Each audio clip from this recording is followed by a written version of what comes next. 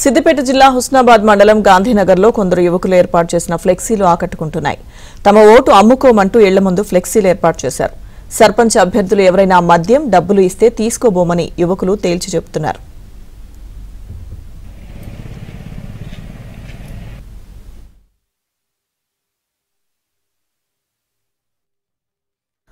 ఈ రోజు గాంధీనగర్ గ్రామంలో మేము మా కుటుంబం అంతా ఒక నిర్ణయం తీసుకొని మా ఓటు అమ్ముకోము అనే ఒక ఆలోచన తోటి ఆ కొటేషన్ ని మా ఇంటి ముందు ఫ్లెక్సీ రూపంలో డిస్ప్లే చేయడం జరిగింది.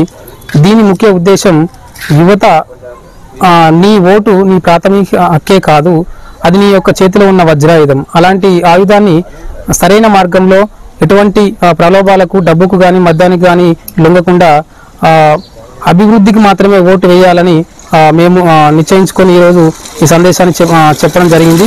కాబట్టి ప్రజలందరూ కూడా ఎటువంటి ప్రలోభాలకు లొంగకండి.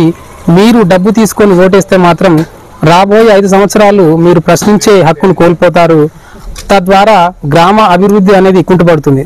సో దాని గురించి మేము ఈరోజు నిర్ణయం తీసుకున్నాం. ప్రతి ఒక్కరు కూడా ఈ ఆలోచన మీరు దృష్టిలో ఉంచుకొని మీ ఓటు హక్కును సద్వినియోగపరచుకోవాలని మనవి చేస్తున్నాము. మేము ఇదివరకే ఒక ప్లెడ్జ్ తీసుకున్నాం మా విలేజ్ లో, మా యూత్ అంతా కలిసి.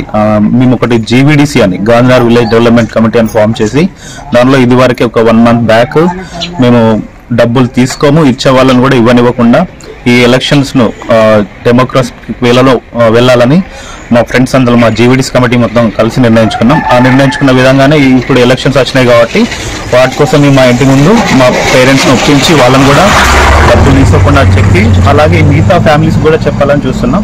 ఇది మా నిర్ణయం, దీని మీదనే కట్టు